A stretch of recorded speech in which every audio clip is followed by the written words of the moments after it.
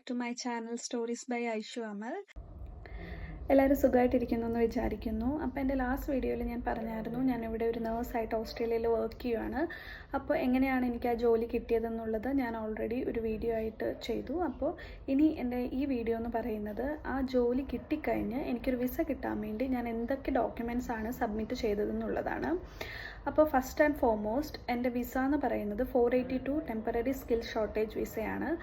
ആ വിസ എന്ന് പറയുന്നത് നമ്മുടെ ഇവിടെ ഓസ്ട്രേലിയയിൽ സ്കില്ലായിട്ടുള്ള വർക്കേഴ്സിൻ്റെ ഷോർട്ടേജ് വരുമ്പോൾ അവർ തരുന്ന വിസയാണ് 482 temporary skill shortage visa. Majority of ആൾക്കാർ ഇപ്പോൾ ഇങ്ങോട്ട് വരുന്നത് ആ വിസയാണ്. കാരണം വിസ കിട്ടാൻ ഭയങ്കര ഈസിയാണ്. കമ്പയർഡ് ടു നമ്മൾ PR-നൊക്കെ അപ്ലൈ ചെയ്യുമ്പോൾ ദ ടൈം ഡ്യൂറേഷൻ എല്ലാം കുറവാണ് 482-ൽ നോക്കുമ്പോൾ. വൺസ് നമ്മുടെ ഇൻ്റർവ്യൂ കഴിഞ്ഞ് കഴിയുമ്പോൾ നമ്മുടെ എംപ്ലോയർ നമ്മളെ സ്പോൺസർ ചെയ്യും. അപ്പോൾ എംപ്ലോയറിൻ്റെ ഡിസിഷനാണ് ചിലപ്പോൾ നമ്മൾ സെൽഫായിട്ട് ചെയ്യണോ അല്ലെങ്കിൽ എംപ്ലോയർ ഏതെങ്കിലും മൈഗ്രേഷൻ ഏജൻറ്റിന് നമ്മുടെ ഫയൽ സബ്മിറ്റ് ചെയ്യുമോ എന്നുള്ളത്. എൻ്റെ കേസിൽ എൻ്റെ എംപ്ലോയർ തന്നെ ഒരു മൈഗ്രേഷൻ ഏജൻറ്റിനെ കോൺടാക്റ്റ് ചെയ്ത് ഓസ്ട്രേലിയയിലുള്ള കോൺടാക്റ്റ് ചെയ്ത് അവരാണ് എന്നെ കോൺടാക്റ്റ് ചെയ്തത് അബൌട്ട് ദ വിസ പ്രോസസ്സൊക്കെ ഇൻഫോം ചെയ്യാൻ വേണ്ടി.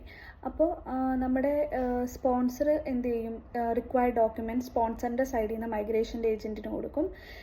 പിന്നെ നമ്മളും നമ്മുടെ സൈഡിൽ നിന്നുള്ള റിക്വയർഡ് ഡോക്യുമെൻറ്റ്സ് മൈഗ്രേഷൻ ഏജൻറ്റിന് കൊടുക്കണം. ഈ 2 ഡോക്യുമെൻറ്റ്സും വെച്ചാണ് മൈഗ്രേഷൻ ഏജൻറ്റ് എന്ത് ചെയ്യുന്നത്, വിസയ്ക്ക് അപ്ലൈ ചെയ്യുന്നത്.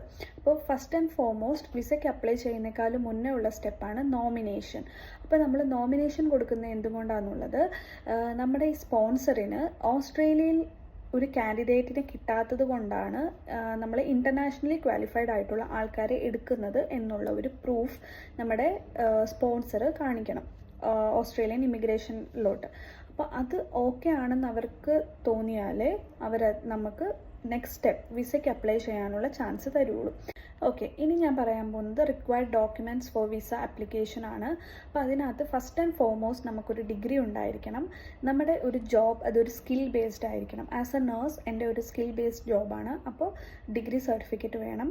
പിന്നെ വേണ്ടത് നമ്മുടെ 10th +2 സർട്ടിഫിക്കറ്റ്സ് വേണം. പിന്നെ ഓൾ നഴ്സിംഗ് രജിസ്ട്രേഷൻ.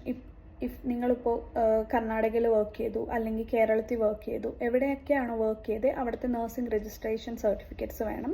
പിന്നെ വേണ്ടത് APC വേണം, annual practising certificate from New Zealand. Because ഞാൻ ന്യൂസിലാൻഡ് പാത്വേ ആണ് ചൂസ് ചെയ്തത്. അപ്പോൾ ന്യൂസിലാൻഡിലെ APC വേണം. പിന്നെ വേണ്ടത് അഫ്രയാണ്. അഫ്ര എന്ന് പറയുന്നത് ഓസ്ട്രേലിയൻ ഹെൽത്ത് പ്രൊഫഷണൽ മിഡ്വൈഫറി ബോർഡിൻ്റെ സർട്ടിഫിക്കറ്റ് ആണ്. അപ്പോൾ അതും വേണം. പിന്നെ വരുന്ന ഒരു ഡോക്യുമെൻ്റ് എന്ന് പറയുന്നത് നിങ്ങളുടെ എക്സ്പീരിയൻസ് സർട്ടിഫിക്കറ്റ് ആണ്. 482 വിസയുടെ എലിജിബിലിറ്റി ക്രൈറ്റീരിയ എന്ന് പറയുന്നത് നിങ്ങൾക്ക് 2 ഇയേഴ്സിൻ്റെ എക്സ്പീരിയൻസ് നിങ്ങൾ ഏത് ജോബിനാണോ അപ്ലൈ ചെയ്യുന്നത് ആ ജോബിൽ ഉണ്ടായിരിക്കണം. അപ്പോൾ നമ്മുടെ 2 ഇയേഴ്സ് അല്ലെങ്കിൽ നമുക്ക് എന്തോരം ഇയേഴ്സ് എക്സ്പീരിയൻസ് ഉണ്ടോ ആ എക്സ്പീരിയൻസ് നമുക്ക് സബ്മിറ്റ് ചെയ്യാം. അപ്പോൾ ഇത്രയാണ് നമ്മുടെ ജോബ് റിലേറ്റഡ് ക്വാളിഫിക്കേഷൻ റിലേറ്റഡ് ഒക്കെ ആയിട്ട് വേണ്ടത്. നെക്സ്റ്റ് വരുന്നത് നമ്മുടെ പാസ്പോർട്ടാണ്. പാസ്പോർട്ട്, ആധാർ കാർഡ്, പിന്നെ പോലീസ് ക്ലിയറൻസ് സർട്ടിഫിക്കറ്റ്. ഇത്രയാണ് വേറെ ഇതിൽ വരുന്നത്. ഓക്കെ, പിന്നെ എല്ലാവരുടെയും ഒരു ഡൗട്ടാണ് OET 4Bs തന്നെ വേണോ 482 വിസയ്ക്ക് അപ്ലൈ ചെയ്യുമ്പോൾ എന്ന്.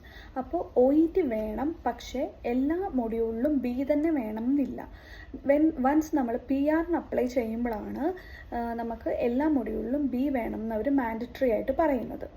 ഓക്കെ, അപ്പോൾ ഇത്രയും ഡോക്യുമെൻറ്റ്സ് നമ്മൾ സബ്മിറ്റ് ചെയ്ത് കഴിയുമ്പോൾ നമ്മുടെ മൈഗ്രേഷൻ ഏജൻറ്റ് നമ്മുടെ ഫയൽ നോമിനേഷനായിട്ട് സബ്മിറ്റ് ചെയ്യും. അത് കഴിഞ്ഞ് നോമിനേഷൻ അപ്രൂവ് ആവണം. അപ്പോൾ എൻ്റെ നോമിനേഷൻ എനിക്ക് തോന്നുന്നു 2 ഡേയ്സിൻ്റെ ഉള്ളിൽ അപ്രൂവ് ആയിരുന്നു. വൺസ് നോമിനേഷൻ അപ്രൂവ് ആയിക്കഴിഞ്ഞാൽ നമ്മുടെ മൈഗ്രേഷൻ ഏജൻറ്റ് നമ്മുടെ ഫയൽ വിസയ്ക്കായിട്ട് അപ്ലൈ ചെയ്യും. അപ്പോൾ വിസ അപ്ലൈ ചെയ്ത് കഴിയുമ്പോൾ തന്നെ നമുക്ക് മെഡിക്കൽ എക്സാമിനേഷൻ്റെ റിക്വസ്റ്റ് ഫോം വരും, ഹാപ്പ് ID. അപ്പോൾ അത് നമുക്ക് നമ്മുടെ മൈഗ്രേഷൻ ഏജൻറ്റ് സെൻഡ് ചെയ്യും. അതിന് നമ്മൾ പിന്നെ ഇപ്പം ഞാൻ കേരളത്തിലായിരുന്നു ഉണ്ടായിരുന്നത്. അപ്പോൾ ഞാൻ ട്രിവാൻഡ്രത്താണ് വിസ മെഡിക്കൽസിന് ബുക്ക് ചെയ്തത്. അപ്പോൾ നമ്മൾ ട്രിവാൻഡ്രം പോയി മെഡിക്കൽസ് ചെയ്ത് അതൊരു 3 ഡേയ്സിൻ്റെ ഉള്ളിൽ അപ്ലോഡ് ആവും. അപ്പോൾ എൻ്റെ മെഡിക്കൽ 3 ഡേയ്സിൻ്റെ ഉള്ളിൽ സബ്മിറ്റായി. അത് കഴിഞ്ഞ് ഞാൻ പിന്നെ വിസയ്ക്ക് വേണ്ടി വെയിറ്റിംഗ് ആയിരുന്നു. മിനിമം 5 ഡേയ്സിൻ്റെ ഉള്ളിൽ കിട്ടിയവരൊക്കെ ഉണ്ട് വിസ. പക്ഷേ എനിക്ക് 1 മന്ത് കഴിഞ്ഞാണ് കിട്ടിയത്.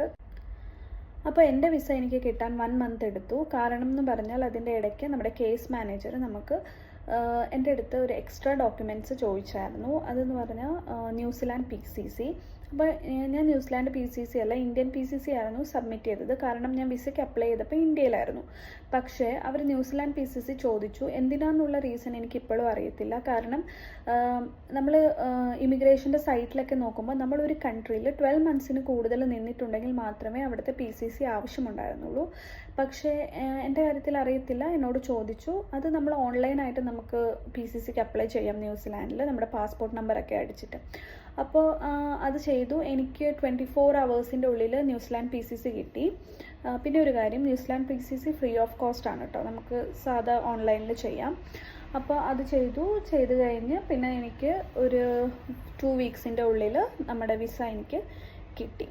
അപ്പോൾ ഇത്രയാണ് ഡോക്യുമെൻറ്റ്സ് നമുക്ക് വേണ്ടത്. അപ്പോൾ നിങ്ങൾ കറക്റ്റായിട്ടുള്ള ഡോക്യുമെൻറ്റ്സ് സബ്മിറ്റ് ചെയ്താൽ നിങ്ങൾക്ക് വിസ വേഗം തന്നെ കിട്ടും. അപ്പോൾ എൻ്റെ മൈഗ്രേഷൻ ഏജൻറ്റ് എന്നോട് കുറേ ഡോക്യുമെൻറ്റ്സ് ചോദിച്ചായിരുന്നു, ഇൻക്ലൂഡിങ് ബർത്ത് സർട്ടിഫിക്കറ്റ് വരെ ചോദിച്ചായിരുന്നു. അത് ഞാനിപ്പോൾ ഇവിടെ പറഞ്ഞില്ല, കാരണം ബർത്ത് സർട്ടിഫിക്കറ്റിൻ്റെ ആവശ്യമില്ല 482-ന്. പക്ഷേ എന്നോട് പറഞ്ഞത് നിങ്ങൾ എന്തോരം ഡോക്യുമെൻറ്റ്സ് സബ്മിറ്റ് ചെയ്യുന്നോ അത്രയും നമ്മുടെ വിസ ആപ്ലിക്കേഷൻ സ്ട്രോങ് ആവും എന്നുള്ളതാണ്. അപ്പോൾ അതുകൊണ്ട് ഞാൻ ബർത്ത് സർട്ടിഫിക്കറ്റും കൊടുത്തായിരുന്നു. അതല്ലെങ്കിൽ ഞാൻ ഈ പറഞ്ഞ ഇത്രയും ഡോക്യുമെൻറ്റ്സ് മതി നിങ്ങൾ സിംഗിളായിട്ട് പോവുകയാണെങ്കിൽ. If in case with family ആണെങ്കിൽ അതിൻ്റെ ഡോക്യുമെൻറ്റ്സ് വേറെ ഉണ്ടാവും. അപ്പോൾ നെക്സ്റ്റ് വീഡിയോയിൽ ഞാൻ എൻ്റെ ഹസ്ബൻഡിൻ്റെ വിസ സെൽഫായിട്ടാണ് അപ്ലൈ ചെയ്തത്. അപ്പോൾ അതിനെന്തൊക്കെ ഡോക്യുമെൻറ്റ്സ് വേണമായിരുന്നു എന്ന് ഞാൻ പറയുന്നതായിരിക്കും. ഹായ് ഗൈസ്, അപ്പോൾ ഇത്രയേ ഉള്ളൂ ഇന്നത്തെ വീഡിയോ. ഞാൻ ഏകദേശം എല്ലാം ഇൻക്ലൂഡ് ചെയ്തു എന്ന് തോന്നുന്നു എൻ്റെ വീഡിയോയിൽ. അപ്പോൾ നിങ്ങൾക്ക് എന്തെങ്കിലും ഡൗട്ട്സ് ഉണ്ടെങ്കിൽ കമൻ്റായിട്ട് ഈ വീഡിയോയുടെ താഴെ ചോദിക്കാം. ഞാൻ അതിന് ഉറപ്പായിട്ടും റിപ്ലൈ ചെയ്യുന്നതായിരിക്കും. പിന്നെ ആദ്യമായിട്ടാണ് എൻ്റെ ചാനൽ കാണുന്നതെന്നുണ്ടെങ്കിൽ please subscribe, like and comment. See you soon. By.